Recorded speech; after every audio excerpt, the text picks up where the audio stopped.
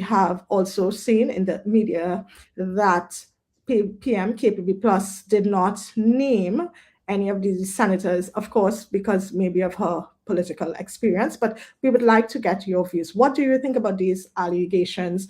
And especially, the KPB Plus did not make these statements under parliamentary privilege.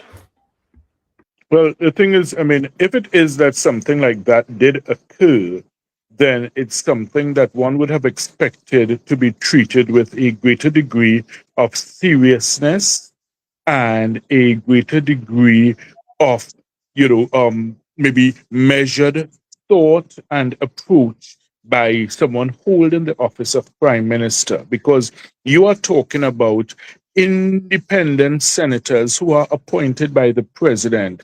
They sit in the upper house. So, in other words, the level of responsibility which is thrust upon their shoulders is enormous. And the nation looks to them basically as the balancing act. They act as the last bastion of, keeping the faith and being the vanguards of the nation's, interest when they sit there in that independent bench. So if it is that you are saying that among those individuals were two persons who are willing basically to sell their souls for 30 pieces of silver, then I think that certainly it's the kind of scenario that ought to have been brought to the attention of the police, maybe the office of the DPP, in a very formal way, and you would provide your evidence of it, whether it's by videotape or if it was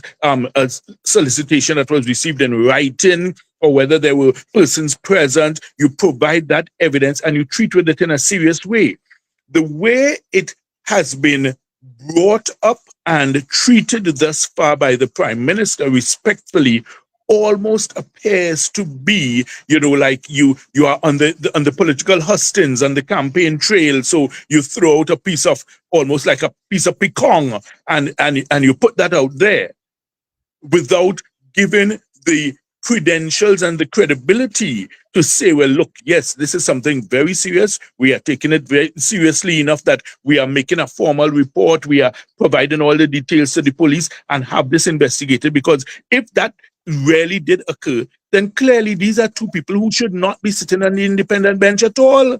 And that's the feeling of, I think, most right-thinking persons in society.